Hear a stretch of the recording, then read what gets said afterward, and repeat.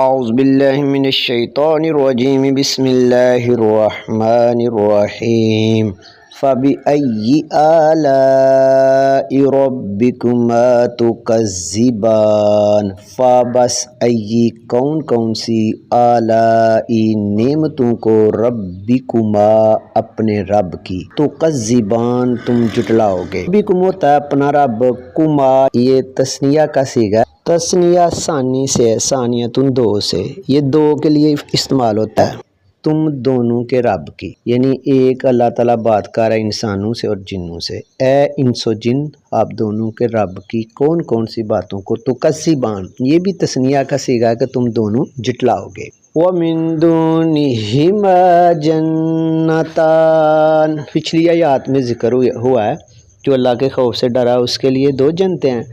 اب اللہ کہہ رہا ہے وا اور من سے، دون علاوہ، ہما ان دونوں جنتوں کے، یہ تثنیہ کا صیغہ، ان دونوں جنتوں کے علاوہ بھی جنتان دو اور جنتیں ہیں۔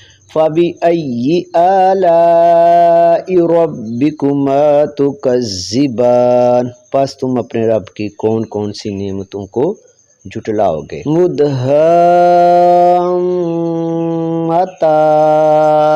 مدہامہ یہ کہتے ہیں انتہائی گہرا سبز رنگ کہ جس میں بلیک شیڈ ہو، یا آپ مونگ یا گہرا مونگیا کہہ رہو، گہرے سبز رنگ جس میں جو ہے نا وہ کالے رنگ کی شیڈ ہے، اس طرح ہیں یہ جنتوں کا جو ہے نا وہ کلر کے متعلق بات کی اللہ نے۔ فَبِأَيِّ آلَاءِ رَبِّكُمَا تُكَذِّبَانِ پس تم اپنے رب کی کون سی نعمتوں کو جٹلاؤ گے۔ فِيهِمَا عَيْنَانِ نَضَّاخَتَانِ فِيهِمَا ان دونوں میں، یعنی ان دونوں جنتوں میں جو دو کے علاوہ اور ہیں، عینانی دو چشمے ہیں، نضاختان دونوں جو ہے نا وہ کیا ہے، جوش مارتے ہیں۔ نضاختان چشمے کی سب سے اچھی خصوصیت یہ ہے کہ وہ اچھلتا ہو، جوش مارتا ہو، تو یہ اس کی ایک خصوصیت بتائی گئی ہے ان چشموں کی۔ فَبِأَيِّ آلَاءِ رَبِّكُمَا تُكَذِّبَانِ پس تم اپنے رب کی کون سی نعمتوں کو جٹلاؤ گے۔